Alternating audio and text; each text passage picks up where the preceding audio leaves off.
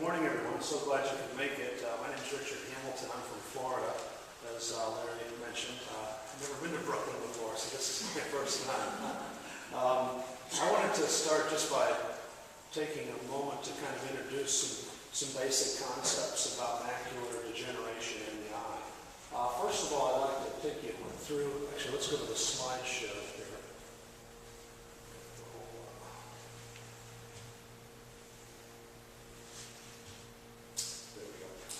First of all, let's just take a look at the human eye. So here is the human eye in a cross-section. We can see the lens, the cornea. This is the part of the eye that lies behind the eyelids. You can see the optic nerve, which connects the eye to the brain and sends images from the eye to the brain.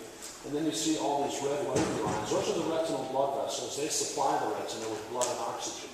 And in the very center, you see this kind of brownish region. That brownish spot is the anatomic center, if you will, of the retina, and it's the portion of the retina that allows us the ability to see fine detail, to read, to make out a face. That's the part that's affected in macular degeneration. It's very small, and when you look at it histologically, it's composed of several layers of cells that are stacked upon one another. And I oftentimes tell my patients that these cells are almost to be thought of as pixels on a television screen.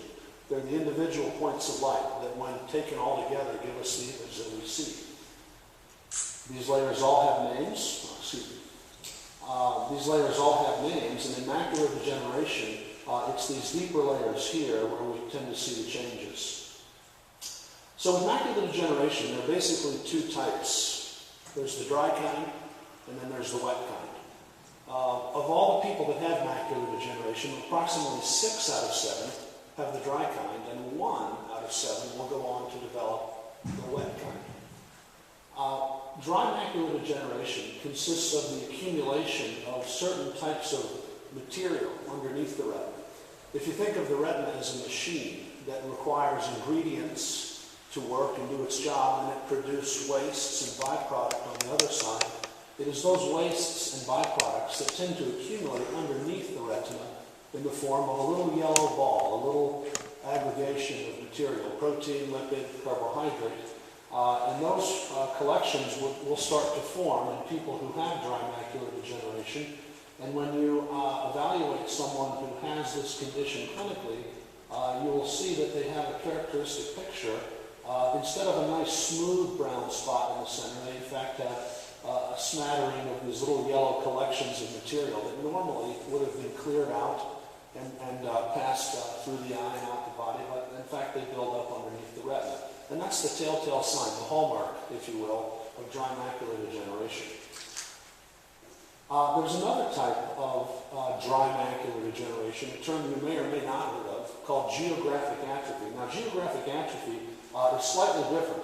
If you look at this area here, there's a very sharp border to this large yellow spot that consumes the macula. And what that actually represents is loss of some of those outer retinal cells, giving you a window, as it were, into the deeper layers of the eye. You'll notice some of these streaks down here.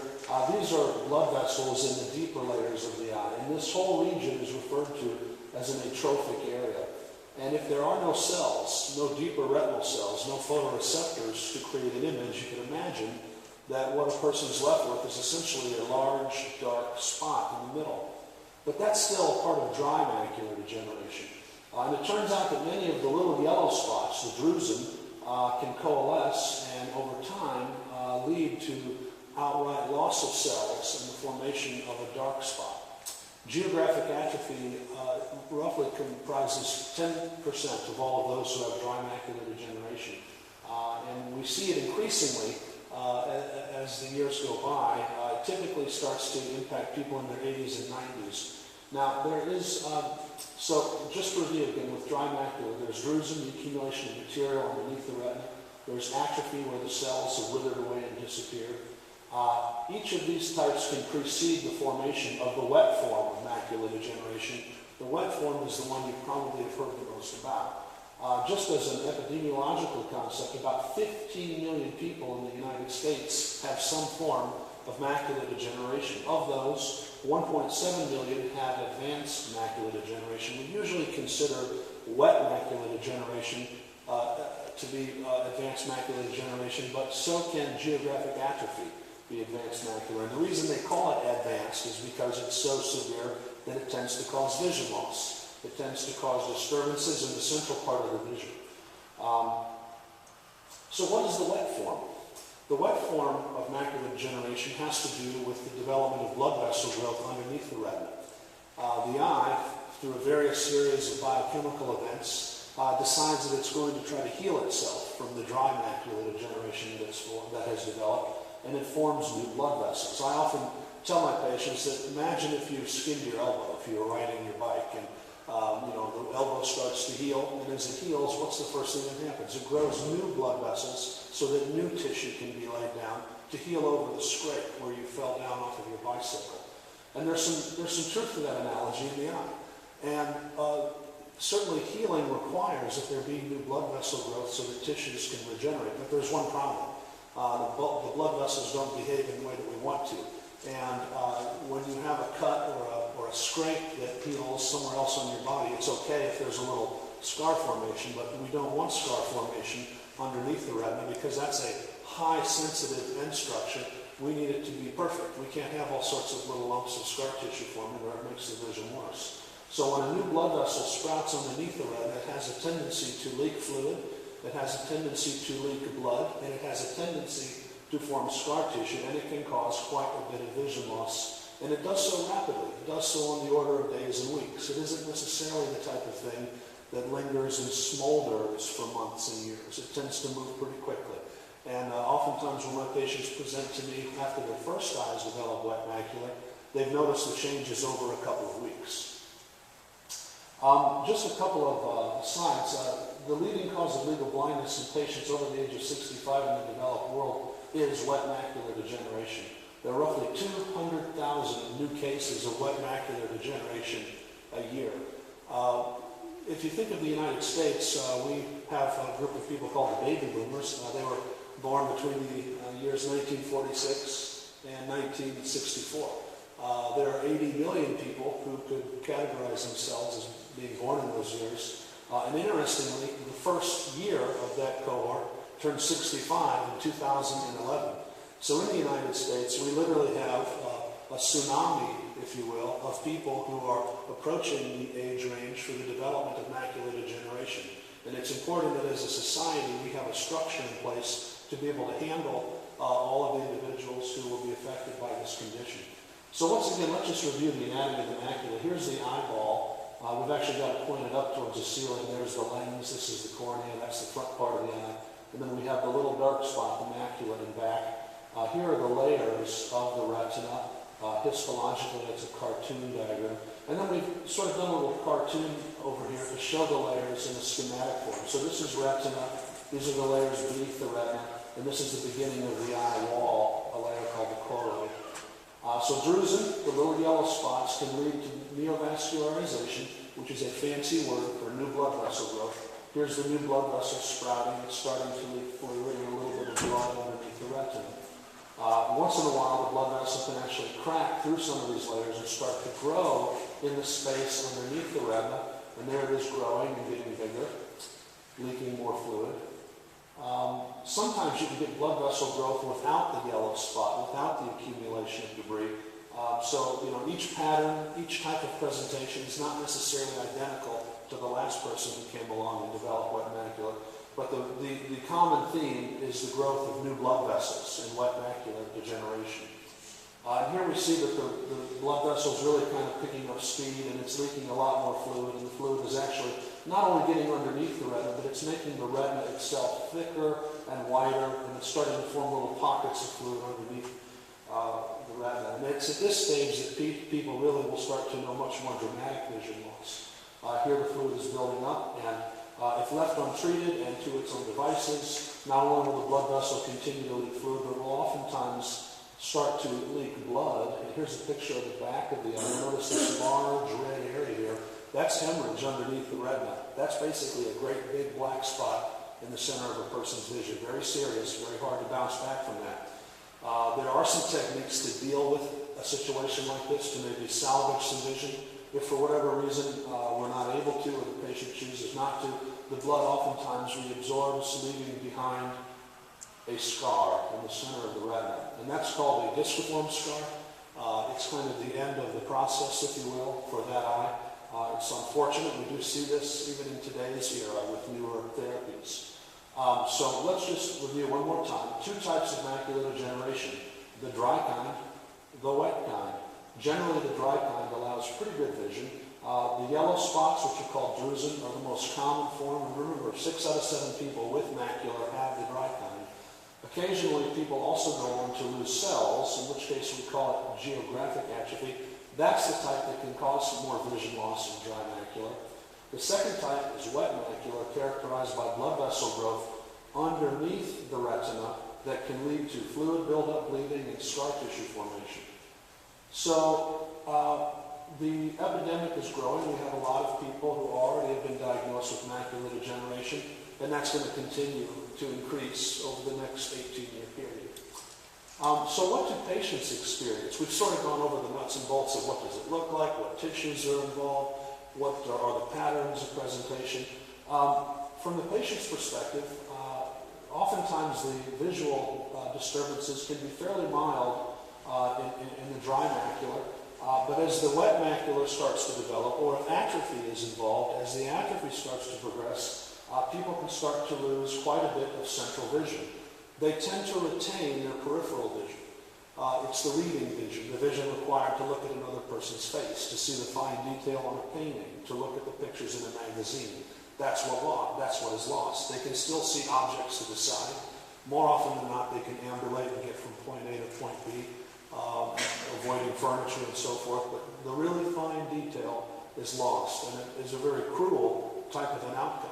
And it has a very significant negative impact on the quality of a person's life. It is rare to go completely blind. It is very rare.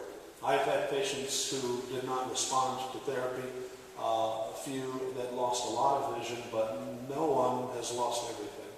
But it is the center part that is the most important, and that part is the one that goes, and that is the part that we try to preserve as physicians. So if we try to do a diagram of what exactly do people experience, these two pictures here give us an idea of what this might be like to have this condition. Here we see a little paragraph of black letters on a white background, and notice that the letters start out straight and in line, and as we go further down, we start to lose an occasional letter. Some of the letters are cut off. Some of the words become a little wavy, a little distorted. And that is sort of a typical type of a description that we see from people who have wet macular degeneration. When it comes to looking down the street at objects far away, oftentimes people describe a dark spot, either completely black, partially black, grayed out, in which they can see things to the sides, but right in the center there's just a smudge. They can't see the number on the bus that they're trying to catch, for example. So what are the risk factors? What can individuals do to decrease their risk? Well, age is probably the most important risk factor. Not a lot we can do about that. None of us is getting any younger. We all get older, and in reality, to live to an age, to actually fall into the age range where one acquires macular degeneration, you have to have been relatively healthy enough to get there. In other words, you didn't die in your 40s of a heart attack. You were healthy enough to make it to the 60s, 70s, 80s, and 90s, and those are the years when you develop macular degeneration. But we really can't do much about age, okay?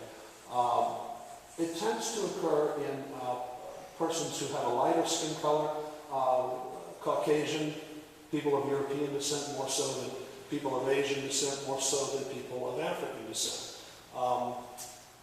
History of smoking. Smoking is a big negative. We certainly, in the media, have heard of all sorts of reasons why we should stop smoking, and macular degeneration and risk to eye health is yet another reason on a long list of causes.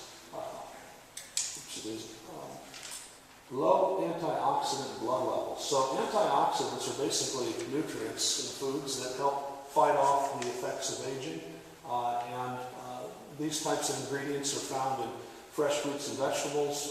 If one has a diet that is low in these substances, that's a relative negative. High blood pressure. Turns out when they've looked at large cohorts of patients to identify risk factors, individuals who have high blood pressure are at a greater risk for developing not only macular degeneration, but the wet form of macular degeneration. So keeping the blood pressure under control, having a healthy diet, avoiding cigarettes are all very important factors. Some possible risk factors, things that we think may be related but that are a little harder to prove, include sun exposure at a young age, coronary artery disease, iris color. It turns out people that have a blue colored iris may have a little greater risk than people who have a brown colored iris. And then also people who are very nearsighted. Nearsightedness tends to add in some variables anatomically that cause a person to have a slightly higher risk of macular degeneration. So how do we screen for this condition presently? Well, there's a little test, and probably many of you in the audience have one of these at home or have heard of this device. It's called an Amsler grid. And basically an Amsler grid is a checkerboard. It's black lines on a white background. Sometimes you'll see white lines on a black background. There are certain variations. I've even seen yellow lines on a blue background. But the long and short of it is that the lines are straight and they're crisscrossed and there's a dot in the center. And one is meant to look at this one eye at a time with reading glasses on to make sure as they stare at the dot that the lines surrounding it are straight and not wavy, and to make sure that the dot is small and not enlarged. If these things occur, they are suggestive of changes from macular degeneration, and it's important to let the physician know right away that the Amsler grid has changed. Right now, this is the state-of-the-art. A piece of paper with some lines drawn on it. We're going to get back to that a little later, what we've done to try to improve our ability to prevent and detect macular degeneration early. So if a person comes into the doctor's office, say they've had changes on the Amsler grid, what are some things that are done in the doctor's office to help diagnose the condition? Well, first of all, they do an exam. They check your vision and pressure and get you dilated. Then they will sometimes do a test called a fluorescein angiogram. Fluorescein is the name of a kind of a greenish-orange colored dye that is injected into the vein, and as it's traveling through the body's circulatory system, it takes the images in the back of the eye, delineating the retinal blood vessels as they fill with the dye. Now, if a person has abnormal blood vessel growth underneath the retina, it oftentimes manifests as a large area that lights up with dye, and the dye leaks out of there, and that's kind of a clue that a person has blood vessel growth underneath the retina. So a fluorescein angiogram is oftentimes done at the first visit for somebody who's felt to have wet macular degeneration. Here's another example of a blood vessel that is sprouted underneath the retina, and you can see the dye kind of pouring out of it. Normally, the central part of an angiogram should be dark, but if you're seeing these fairly large areas where the dye is lighting up and leaking out, that's an indication that a person has wet macular degeneration. Here's an example of a person who's had a large amount of bleeding underneath the retina. We can see in the center area there are some leaky patches that probably signify the actual blood vessel growth itself. The blood blocks out the dye, so you get what's called a blockage abnormality, and that was a telltale sign angiographically of bleeding. And then here's the end-stage scar after the blood is reabsorbed and the body has replaced it with scar tissue fibrosis. Here's another test that the doctor might do, and this is a very commonly performed test. In fact, I think it's the most commonly performed test in a retina clinic. It's called OCT, optical coherence tomography, and basically this machine, you can think of it as a CT scan of the retina. It's a different technology, but the idea is the same. It gives you a cross-section of the tissue so that you can evaluate all the various layers. And here we see the retina from here to here, all the way over to this side. This is all retina, and then down here, this is the beginning of the eye wall. So what we're really interested in is the shape of the retina. Is it flat with a little dimple? That's normal. And we're interested in whether or not there are little fluid pockets present or little collections of fluid underneath the retina. It takes about 2 minutes to get that scan, and it gives very high quality data. So let's move on to treatment. The doctor has evaluated you, found that you have dry macular, wet macular, maybe a combination of both. How do we deal with this? Treatment of the dry form. Right now there is no treatment. We only have a preventative strategy for the dry form. We're working on some types of therapy that might make the dry go away, that might make the drusen the little yellow spots dissolve, but this is all very much basic science. It is not ready for prime time. There is, however, a preventative strategy, and many of you have heard about these types of preventative strategies. It hinges upon vitamins, and the big study that was done about 10 years ago was called AREDS, Age-Related Eye Disease Study. 10 years long, nearly 5,000 participants in the typical age range for macular degeneration. They put them on high-dose vitamins, vitamin C, vitamin E, zinc, copper, and beta-carotene, to look at whether or not there were changes in vision, the progression of the disease, and also whether or not a person was more likely to develop the wet form of macular degeneration. Now, interestingly, what they did find was that if you include zinc with the other antioxidants, C and E and beta-carotene, you really powered the cocktail, if you will, to reduce the chances of developing wet macula, and it had a very high amount of statistical significance. And in sum total, if people who have an indication to take vitamins, to take the AREDS formula, take them as they're supposed to, there is up to a 25% chance of reducing the risk of forming wet macula. So think of it not as preventing wet macula from forming. Nothing is going to be perfect. And don't think of it as something that's a magic bullet. It's not. What it does is it shaves down the amount of risk so that instead of a 1 in 7 chance of going from dry into wet, you have about a 1 in 10 chance. And that's big. If you look at that over the entire population, there are hundreds of thousands of people who will have been prevented from developing wet macula since they've been on vitamins, as compared to if they have not taken the vitamins. I've seen some studies estimating between 300,000 and 400,000 people over a several-year period will be prevented going into wet macula from dry macula if they're taking the vitamins as they should. There's another molecule out there called lutein. Lutein is one that's currently being studied in the second stage of the AREDS study group, and basically it's a filter. It filters out the destructive blue light, but it also has properties of antioxidation, meaning that it helps minimize damage from aging and so forth. High dietary intake of these types of molecules like lutein are associated with a lower risk of macular degeneration. That was in archives about 5 years ago.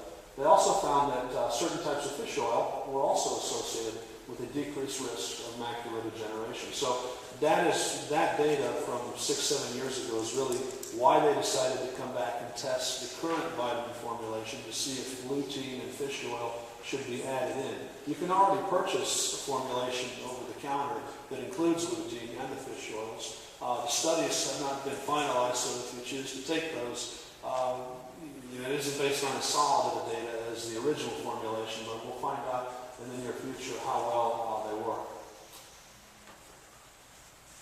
So here's AREDS 2. Antioxidants A, C, and E, zinc, lutein, and zeaxanthin, and omega-3 fish oils. And actually, we were a big recruiter in this study. I think we're number 9 or 10 in the country. We had over 100 people, so we're very happy to be participants in that. And once again, vitamins can decrease risk of going into wet macula by up to 25%. So the impact is real.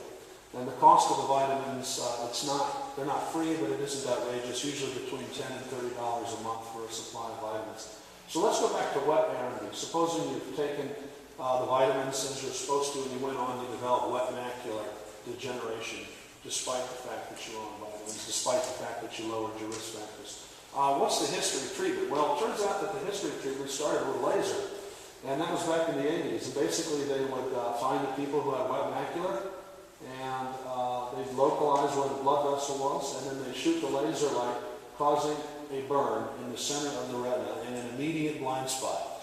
So you'd come in with blurry vision, they'd treat you, make you worse, but they'd make you worse today so that you wouldn't get a whole lot worse in the future because they would effectively have burned the blood vessel. Now you can imagine this was not a very popular approach.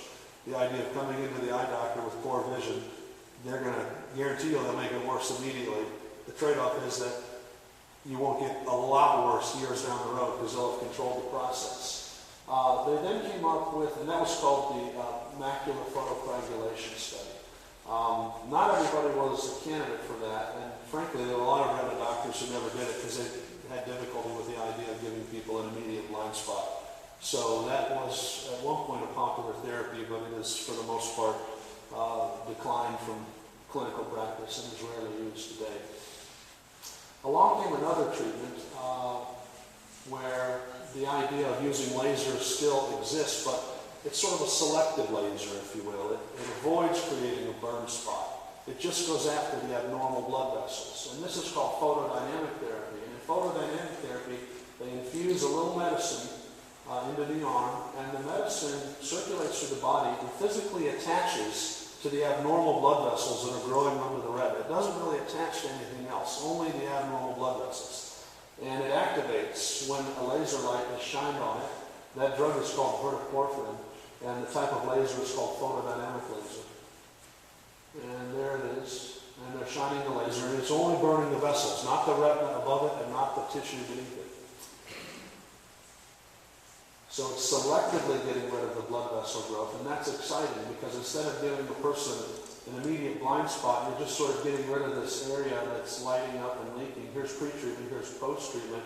You can see that the area that was leaking, that little ring, is gone, but yet the rest of the retinal vessels are still filling in. So it has selectively gotten rid of the vessels. It's nice in theory, but in practice it didn't work so great. If you look at the lower curve here, this is vision loss on this axis, and this is number of months of follow-up. Without treatment, this little gray line shows that people lost about 5 lines of vision.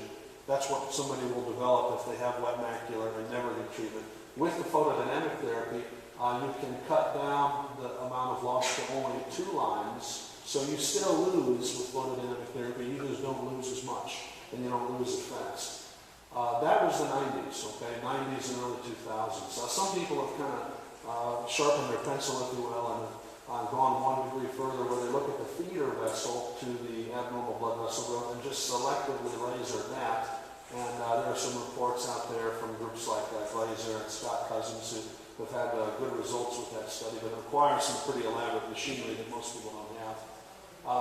The PDT therapy is only useful for 10%, and it requires that you stay indoors for 5 days. People can have a sudden worsening of the vision, and it only slows the vision loss. It doesn't bring back the vision.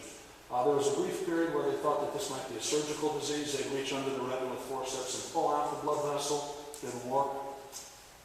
Then along comes the era of VEGF. Now, I guess this is, I saw on the schedule that maybe this could be part of this afternoon. Do you want me to do it now? Or? No, go ahead. Oh, go ahead. Okay. So anyway, the VEGF era is the era we're in now. And VEGF is basically a protein. It's the chemical protein that the body produces to create blood vessel growth, to enact this healing process. It's normal. We need VEGF in our body so that we can heal when we have an injury, or we have some tissue that needs to grow a new blood supply.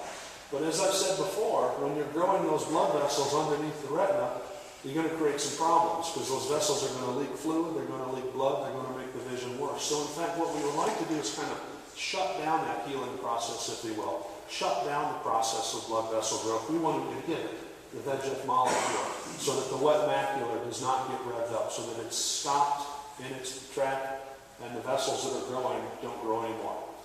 There have been a number of drugs that have been developed in the last 10 years, all of which have shown some effectiveness. You've heard of some of these drugs: Macular, Lucentis, Avastin, and the newest one, Eylea. So the VEGF molecule is basically a protein. I won't bore you with all the details, but it was cloned in the late 80s, and they developed in their laboratories certain types of medicine to inhibit the molecule. The VEGF signal causes the new blood vessels to grow, and it's really the, if you will, the sort of Achilles heel of wet macular degeneration. If you can get that, you can get rid of wet macula. Here's an example of a cell. Here's the receptor. There's the VEGF molecule binding to it, and it's binding to it, causing the cell to grow and form more blood vessels in the tissue where it's located. Here's Macular. Macular is the first molecule created to inhibit VEGF. Now VEGF, like many proteins, comes from a family. Just as we all have parents and siblings and possibly even children, so do molecules in our body, so do proteins. And it turns out that the VEGF family has a handful of siblings, if you will. And the Macugen only inhibits one particular form of VEGF. And that form is called 165. Now, because of that, the effectiveness of Macugen wasn't so great. It would certainly stabilize vision, but it really we didn't see much improvement. It was barely better than the PDT, the Visudyne cold laser that I talked about a moment ago. But it was the first type of medicine that was specifically designed to attack this problem from a biochemical angle. It's administered by injection, an injection in the eye, believe it or not, and that sounds pretty grim, but understand that, we've done tens of thousands of these as individual physicians, and as a retinal community as a whole, we've done millions of these injections, and we've gotten pretty good at them. We can do them so that people don't really feel anything. They don't see us coming, pardon the phrase, but the idea is that you numb up the eye with drops so that the eye is anesthetized, and then sometimes we use an anesthetic gel or an anesthetic solution to make a little wheel, bubble up a little anesthetic on the eye wall, let it soak in for a few minutes, and then you come around with your needle that has the medicine and shoot it right into the eye. And many times I'll do it, and people don't even notice that we've treated them. They think that I haven't done it, even though I have. Sometimes there can be some scratchiness, some irritation after one of these treatments. This can be dealt with pretty easy measures such as eye drops or even patching the eye. But needless to say, we have many patients who've been receiving treatments for years who tolerate them very well. So even though it is an injection in the eye, it's something that people can do safely, and they can do it with good anesthesia, minimal discomfort.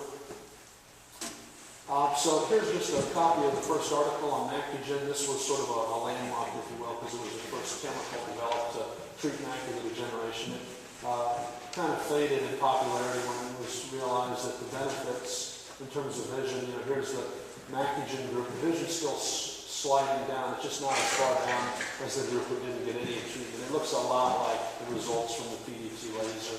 Then along came Lucentis. Now Lucentis is a very powerful molecule, and the nice thing about Lucentis is that instead of targeting just one version of VEGF, it targets the whole family, all 5 siblings. And as a result, it's much more powerful. Here are the different family members of VEGF, and it turns out that the Lucentis gets all 5 of them. It was developed by a guy by the name of Napoleon Ferrara, who has really, to be given credit for preventing many hundreds of thousands of people from going blind, and that's quite an accomplishment. In doing so with what I refer to as space-age technology. These molecules are designed in a laboratory. They're based on antibodies from a mouse, and they are humanized with certain chemical modifications, and they are modified again to make it so that they do not induce inflammation when put inside of them. So there's a lot of big science behind these medicines. That's part of the reason that they're so expensive, but nevertheless, it is good science, and the benefits to patients are quite astounding. So here's just a picture of an antibody, and they designed the antibody so that it latches on to the VEGF protein. They made it look like the human antibody so that it would fool the immune system and not create inflammation, and then they put it in a vial and sold it to the community. One of the benefits of Lucentis, at least anatomically, is that because it's a fairly small molecule, it seems to penetrate the entire length of the retina, whereas larger molecules tend not to. Here's the results. Okay, now look at the bottom curve. This is the untreated group of patients who have wet macular degeneration. This is vision on this axis. You see the vision is being lost. The patient is losing letters. They're not getting any treatments. Look at these graphs. These are the patients who are getting the Lucentis medication every month for 2 years. And lo and behold, they're picking up 2 lines of vision. The first time in the history of all of ophthalmology that a therapy has been developed in which people actually gain vision. So finally there is hope. Finally we've gone, should we wait to take questions? Yeah, okay. Let me just, there's just a few more slides and then we'll take a few questions. But this is really a landmark event, not just in the... I just wanted to know if you have to take that forever. That's a very good question, and the studies that have been done to date suggest that people who receive the medication monthly do better than those who receive the medication intermittently or on an as-needed basis. People who receive it on an as-needed basis as a group, their vision tends to drift off by a few letters, and it's very hard to predict who's going to drop and who's going to remain stable. Now, the studies only go out 2 or 3 years, so we don't actually have data that says, hey, you need to take it forever for the rest of your life, because the studies that would prove that have not been done. In actuality, if you take it for too long, some of these medicines can induce atrophy, and Lucentis is one of those medicines. So on the one hand, you're suppressing fluid by administering it. If you do it for too long, you might rev up the atrophy a little bit. I think the 2-year period is a reasonable period. At some point, we like to kind of back away, at least do it less frequently, maybe back off altogether and go to treatment as needed. But certainly, you want to stay with it for a good several months to a couple of years. Okay, that's my opinion. You'll find many in the retina community that differ.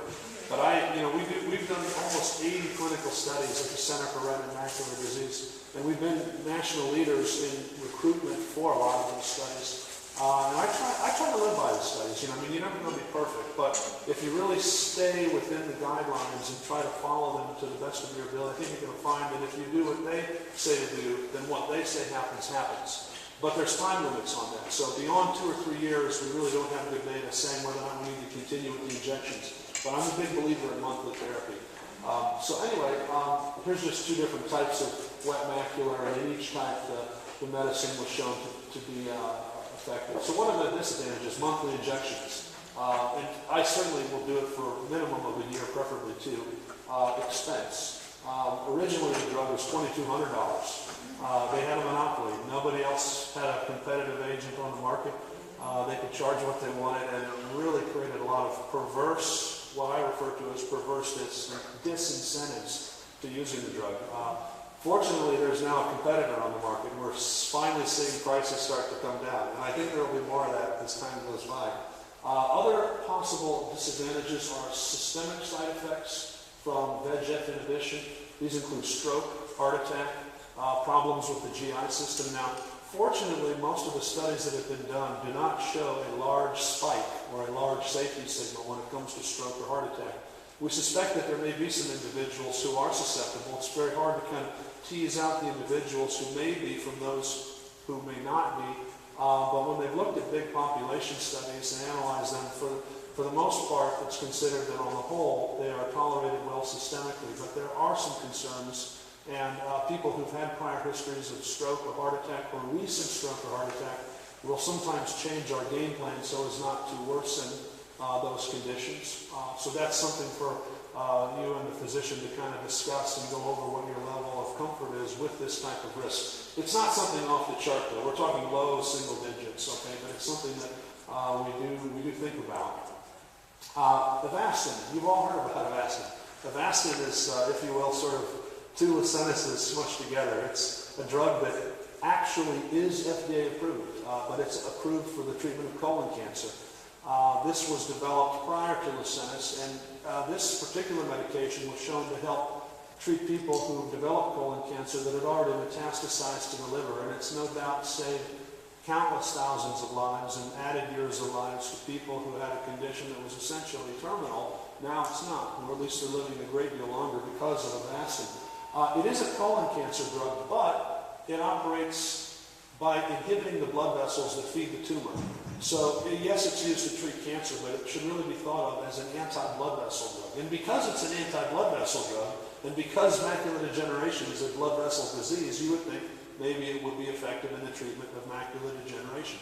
And in fact, it is. It was first used by Dr. Rosenfeld at Bascom Palmer with good effect, and it spread like wildfire around the globe, because the deal is you can buy a bag of the Avastin that's intended for one colon cancer patient. You can have a pharmacy divided up into about 200 different doses. And those doses, because it's only 1/200th of the cost of the whole bag, are a lot cheaper than the $2,200 Lucentis. It's about $50, yes? I have Avastin injections. Yes, and did it work well for you? It's still wet. It's still wet, yeah. Well, actually, they did a study called... I had about 3 injections. Right. Now, they did a study called the CAT study comparing Lucentis to Avastin head-to-head.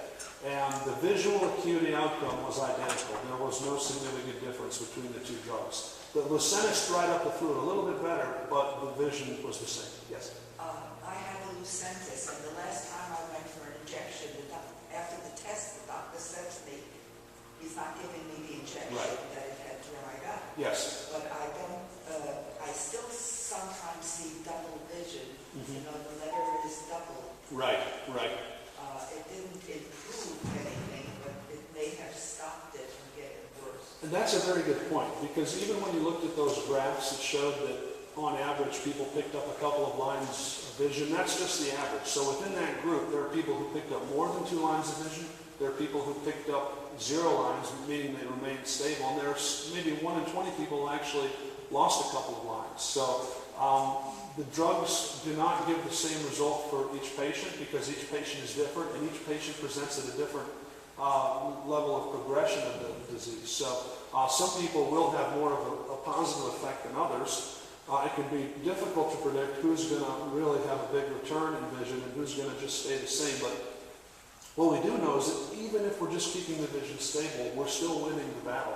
Because if left untreated, the natural history of the disease on average is to lose 5 lines of vision, 25 to 30 letters. And that's roughly the level of legal blindness flying out. Okay, so if you can prevent that big decline and just keep the vision stable, you've benefited the patient. The nice thing is that about 40% of people will experience about 3 lines of improvement in vision, and 60% of people will maintain vision 20/40 or better. So almost 2/3 of people will maintain reading or driving level of vision.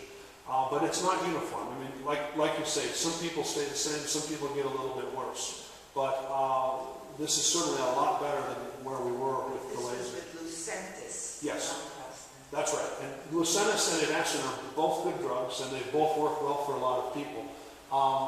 But let me just make a few more comments here. We use the phrase off-label to describe using a medication that's produced for one disease for a different disease. And we're allowed to do that as physicians if we've got good data and good reason to do so. There have been about 11 different studies that have shown that Avastin is effective. The big one is the CAT study, C-A-T-T.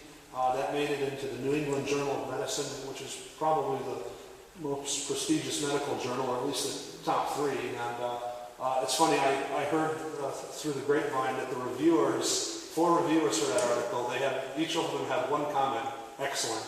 There was no, I mean, it was just a superb study, and really kind of blew the doors off.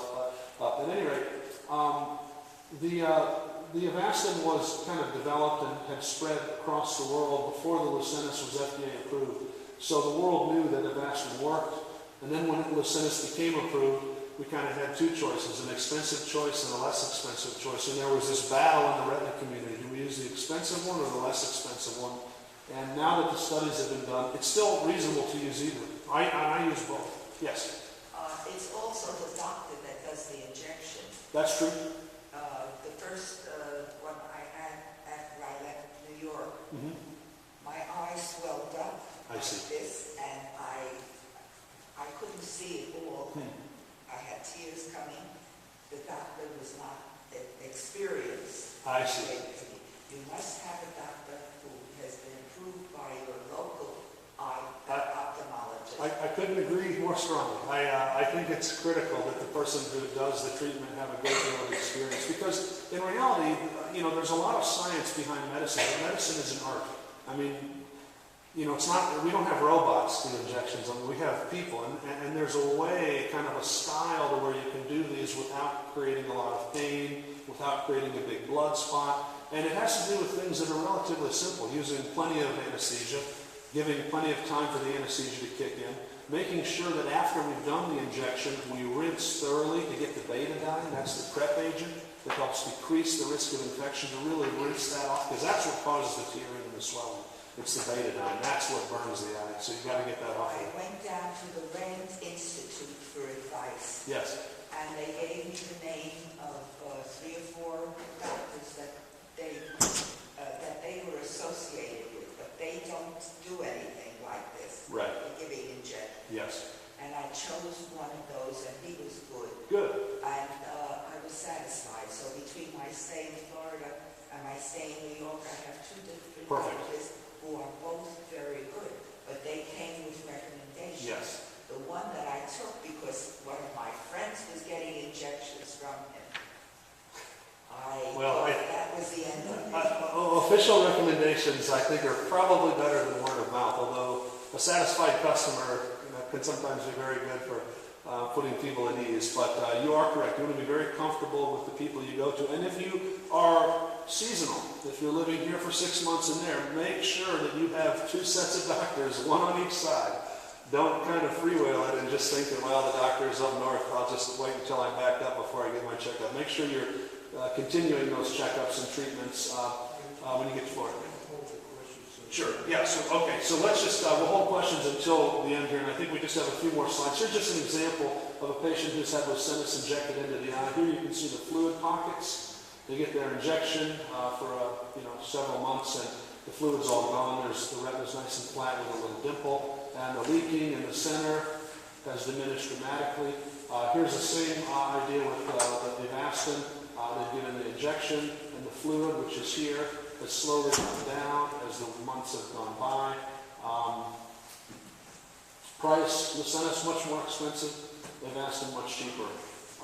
Genentech has done very well with both drugs, but actually Avastin, I think, probably hurt Genentech financially. Not that we're out to sink them, but on the other hand, I think as physicians we do have an ethical responsibility to use what's effective and costs less before using the most expensive thing available. But here's the latest, greatest thing, Eylea. Now, Eylea is an interesting molecule, and I want to spend a little time talking about this because this truly is the next quantum leap, if you will, in the treatment of macular degeneration. The 2 previous molecules, Avastin and Lucentis, are both based on antibody technology. This molecule is not. This is based on what's called a fusion protein, so it's even less likely to create inflammation than the other 2 agents. It seems to bind much more strongly to not only the VEGF, but another one called PDGF, and it can help get these vessels to not only stop growing, but it can get them to shrink. The studies have shown that this molecule doesn't just halt the growth of the blood vessels, but it actually reverses and causes regression of the blood vessels, and that's a first. It seems to dry up fluid more strongly than the other 2 agents. And interestingly, in one arm of this study, the North American arm, I believe it was View 2, monthly Eylea actually did better in terms of vision than monthly Lucentis. Now, those results were not replicated in the European and Asian arms of the study. Those arms showed that the 4-week dosing for Eylea and Lucentis was equivalent in terms of vision, but the North American arm showed almost a 3-letter superiority with the Eylea when compared to the other agents. So there's reason to think that it binds a little tighter, that it's going to cause less inflammation, that a person might get a little more vision with this drug. And interestingly, once things have kind of stabilized and been dried up, there's good evidence within these studies that the treatment interval can be extended out to 8 weeks reliably. And even though it wasn't formally tested, there was some sort of preliminary data that suggested that perhaps there's a group of people for whom 12 weeks might be a reasonable frequency after a certain period of time. So, kind of the next leap up, if you will. They priced it very intelligently. They undercut Lucentis. And so, I think that's great that there's competition now and the prices are coming down because, these are cost-conscious times and we have to do everything we can. I'd like to see it come down further, but I'm not really in control of that. So, and let's see here. So what can be done once vision is lost? Low vision, monitor patients for depression and treat appropriately. That's probably something we need to spend more effort doing. And then register people for disability, tax benefits, and so forth. And that concludes the talk. I hope you found that interesting.